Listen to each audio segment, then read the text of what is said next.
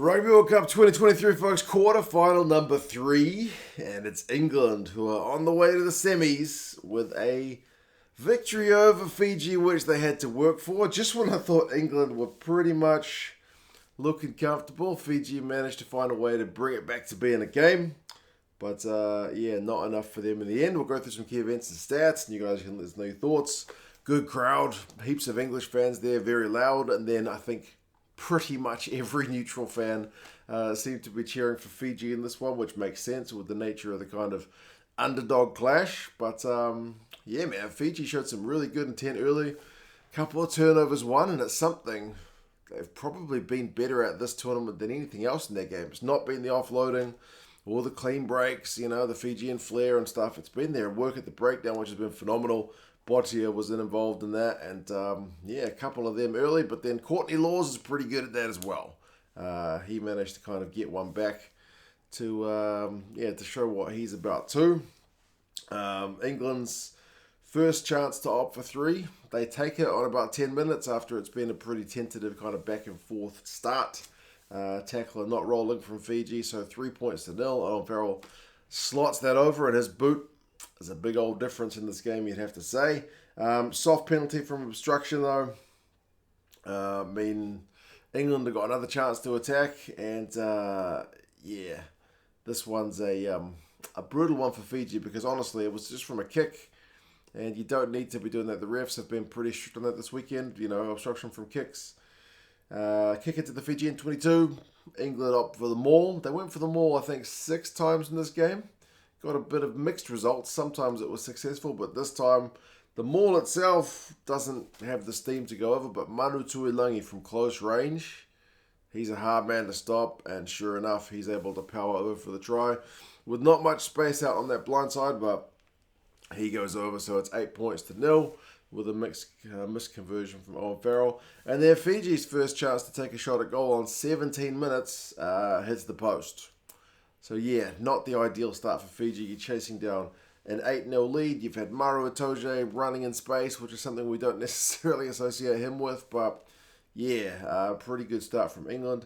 That being said, Curry gives away a pretty soft penalty himself. No arms shot, kind of a grass cutter on Josh Tuisova. So this time Fiji do get the 3 points. 8 points to 3 after not really having fired that many shots. And then England, I guess, swing that momentum immediately back their own way because Joe Marchant showed what he's about. He's having a pretty good tournament, I think. One of his better games, man. He has the initial break, and then Marcus Smith gets bloody clattered into by Habosi. I saw that live, and I thought, ooh, trouble brewing, and sure enough, there was, but the try itself, Farrell with the final pass to Marchant with the steps. That was a pretty sweet move, made it 15-3, but then they also had to have a look for the foul play with Habosi steaming across onto Marcus Smith. There's pretty direct head-on-head contact. Marcus Smith blood everywhere. Yellow card, off-field review. Luckily for Habosi, they ruled the step as mitigation, so he gets only yellow carded. For the good of the game, that's a good thing. It wasn't that long ago that kind of shot would have been red, for sure. They've been able to find more mitigation in recent times than they used to.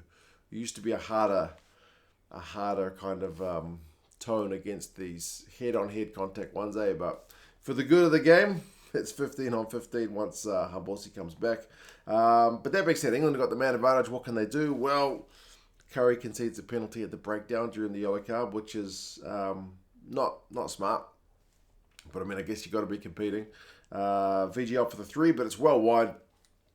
Doesn't matter though, because instead of getting the 3, they end up getting a try. Fiji made a bit of a habit of that during this game. They scored like a minute later anyway. It's maybe the most Fijian try I think they scored in this game because it's proper flair. It is the stuff that they talked about in this week preceding this game, about how they wanted to add this stuff back into their game. The likes of just, offloads, big carries, pass through the legs, all the kind of X-factor stuff that's really hard to defend. And then Vilimoni just able to kind of, finish off the momentum with a try. 15 points to 10, man. Try during the yellow card. Top stuff for Fiji. Back to being game on. that's when we get the call that the yellow card's going to remain the yellow card. And Courtney Laws gets driven into touch. It's great. It's a great bit of momentum from Fiji. Great reply to being a man down, because sometimes, teams can punish you. Not thus far. But that being said, after Laws gets driven into touch, the Fijian lineout opts for an initial maul to try and to set themselves up for the exit.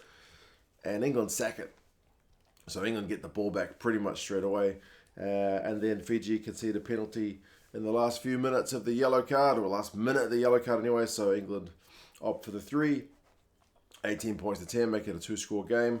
And then as Fiji try to run it out of their own half, right towards the end of the first half, they concede another penalty, this time for stealing off. So that try is kind of undone by a couple of soft penalties, which mean, England clock up a pretty easy 6 points, and why not? It's a knockout game, so 21 points to 10. England have had more possession at halftime, 54%, more run meters, 233 to 132. But Fiji's had the clean breaks, 3-1, which is, encouraging for them, because they are a side that can break here. But like they mentioned in the week, as I said, it's been something that they've been wanting to kind of highlight more than what they can do. Second half, Waisea goes for another turnover. He's got his hands on the ground, not the ball. It's another penalty conceded. England opt for touch. They want to maul it. They really want to go for the jugular, which is encouraging play, but they lose the ball forward. There's some real handbags in this one. A couple of times when there's handbags, these teams maybe don't like each other that much. Maybe it's just because it's a knockout game and the pressure's on. But Genge's involved. I think it was Waisea that was involved. No feelings lost between these two sides. And then Farrell kicks it out on the full. Droasese ends up clattering into one of the little ball girls on the side of the field, ball people. She looks embarrassed that she's done it, even though she just got clattered into by a full-size rugby player. So there you go. Fiji apply a bit of pressure, but England end up winning the turnover, get themselves out of dodge, and then they keep taking the threes. They take the game away from Fiji when Fiji are offside, so 24-10. And Fiji are conceding more penalties, like when they run out of their own half, like Tuisova obstructs May kind of off the ball. They missed that penalty, England. And then there's more handbags, this time between Waisea and Curry, a bit of pushing and shoving. Fiji lose the ball in the next second. I'm thinking at that point, it's after the hour mark. Can you see Fiji scoring 2 tries to come back into this one? Probably not. Probably not. But what do? They do exactly that. They score 2 bloody tries. It's, again, more Fijian rugby, which is great to see. Proper wide ball. Nayacalevu with a big carry gives Farrell a don't argue. He's got another carry where he just gets ankle tapped. And then Rugby is able to go over to finish it off. So 24-17. Radradra has a big carry, beats Ollie Chessum. Laws concedes a penalty. Fiji up for a 3. Hits the post, but Nalangi, man, the draw boy, Sevens man, he's got the commitment to chase the bloody thing, and he gathers it. They do go through a bunch of phases, and they go backwards, which is credit to the English defence, which has been good this tournament. But then, if there's one man you want to break down a good defence, it is Radradra. He's able to draw on 2 tacklers, pop the ball to Nayacalevu, who gets it to Potitu, and man, from being 14 points down and pretty much dead and buried with only less than a quarter of the game to go, it is all tied up. 24-24, bang bang, couple of quick tries.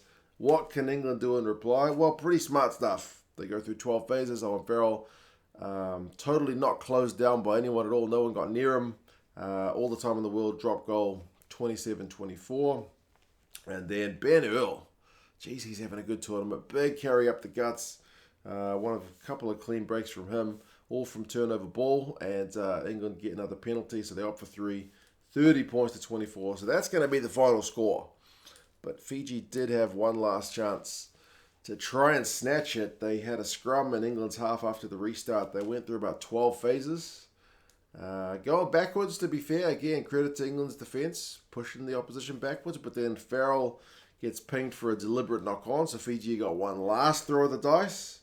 But Courtney Laws is able to win a penalty at the breakdown, and that is the game. So they have to kick it out twice, because Farrell kicks it out, and then the ref said no. He was trying to go talk to Nayacalevu to explain the call, but Nayacalevu just walked off.